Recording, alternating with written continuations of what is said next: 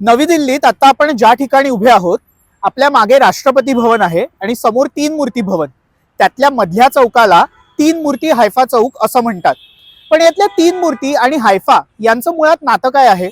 1918 साली आत्ताच्या इस्रायलमध्ये असणाऱ्या हायफा मधली लढाई ही अतिशय प्रसिद्ध आहे.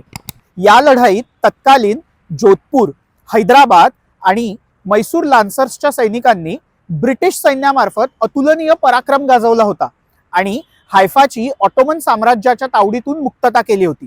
त्यांच्याच स्मरणार्थ इथे ब्रिटिशांनी तीन मूर्ती स्मारकाची स्थापना केली होती. या युद्धात 44 भारतीय सैनिक हे हुतात्मा झाले होते. 2017 साली जेव्हा भारताचे पंतप्रधान नरेंद्र मोदी हे इस्रायल दौऱ्यावर गेले होते, तेव्हा त्यांनी या चौकाचा नामविस्तार करण्याची घोषणा केली होती.